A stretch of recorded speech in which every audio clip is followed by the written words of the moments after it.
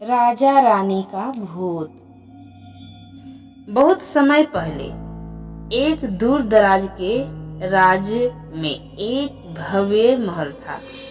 उस महल में राजा विक्रम और रानी मेघा रहते थे। दोनों का प्यार बहुत गहरा था और राज्य भर में उनका नाम प्रसिद्ध था। राजा विक्रम जितने बहादुर थे, रानी मेघा उतनी ही सुंदर और दयालु थी।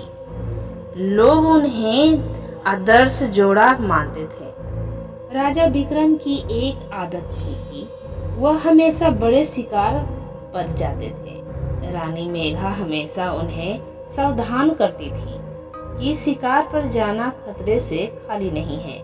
लेकिन राजा विक्रम अपनी शाही दंभी भावना से हारते हुए हमेशा अपनी शिकार यात्रा पर निकल जाते थे। एक दिन राजा विक्रम ने फिर से शिकार पर जाने का मन बनाया। रानी मेघा ने बहुत समझाया कि जंगल में घने अंधेरे और खतरनाक जानवरों से भरा हुआ है, लेकिन राजा ने उसकी बातों को नजरअंदाज कर दिया। राजा विक्रम ने महल के दरवाजे से निकलते समय रानी से वादा किया कि वह जल्दी लौट आएंगे। राजा विक्रम अपनी शिकार यात्रा पर निकल पड़े। जंगल की गहराई में वह शेरों और अन्य जंगली जानवरों का पीछा करते हुए धीरे धीरे बहुत दूर निकल गए। वह जंगल में खो गए और वापस रास्ता नहीं मिला। जंगल की रात का अंधेरा बढ़ता जा रहा था और राजा विक्रम को डर का एहसास होने लगा। शिकार के दौरान वह बहुत थक गए थे और उनकी हालत बहुत खराब हो चुकी थी। कई दिनों तक बिना खाए पिए राजा विक्रम की स्थिति गंभीर हो गई। जंगल के अंदर एक जादूगर का महल था जो अपनी काले जादू से जंगल के सभी जीवों को डराता था। राजा विक्रम जब अपने रास्ते से भटक गए तो वह उस जादूगर के महल तक पहुंच गए। जादूगर ने राजा विक्रम को देखा और अपनी शक्ति का उपयोग करते हुए उन्हें अपनी जादुई शक्ति से जकड़ लिया। राजा विक्रम ने जादूगर से बचने की बहुत कोशिश की, लेकिन उसकी शक्ति बहुत अधिक थी। जादूगर ने राजा विक्रम को एक भूत में बदल दिया और उसे महल की दीवारों में बंद कर दिया। अब राजा विक्रम भूत बन गए थे और अपनी पूरी जिंदगी उसी महल में बिताने के लिए मजबूर हो गए थे। राजा विक्रम का भूत अब महल से बाहर नहीं निकल सकता था, लेकिन वह अपनी पत्नी रानी मेघा को बहुत याद करता था। रानी मेघा को राजा विक्रम की कोई खबर नहीं मिली और वह चिंता में डूब गई थी। उसने राजा की तलाश के लिए कई दिनों तक महल से बाहर निकलने का निर्णय लिया, लेकिन गांव वालों ने उसे चेतावनी दी कि उस जंगल में न जाए क्योंकि वह जगह खतरनाक है और वहां पर बुरी आत्माएं रहती है।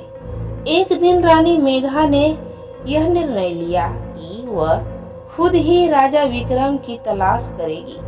उसने अपने महल से जाने का निश्चय किया और अकेले जंगल में प्रवेश कर गई। वह जंगल की गहराई में जाती गई और अंत में उस जादूगर के महल तक पहुंच गई। वहां रानी ने देखा कि महल में अजीब अजीब आवाजें आ रही थी और वातावरण में घना अंधेरा था। रानी को यह समझ में आ गया कि राजा विक्रम का भूत यही कहीं है। जादूगर ने रानी को देखकर हंसते हुए कहा, तुम यहाँ क्या कर रही हो? रानी, तुम्हारा पति अब इस दुनिया से जा चुका है और अब वह एक भूत बन चुका है। तुम यहाँ क्यों आई हो? रानी मेघा ने कड़े शब्दों में कहा, मैं अपने राजा विक्रम को बचाने आई हूँ। मुझे विश्वास है कि मेरा प्यार और श्रद्धा से वह भूत बनकर शांति से सो सकता है। जादूगर ने उसे चुनौती दी और कहा, तुम्हारा श्रद्धा और प्यार से मैं उस वापस नहीं ला सकता। वह अब मेरी शक्ति का हिस्सा है। लेकिन रानी मेघा ने हार मानने का नाम नहीं लिया। उसने भगवान से प्रार्थना की और जादूगर के महल के अंदर एक शक्ति पूजा शुरू की।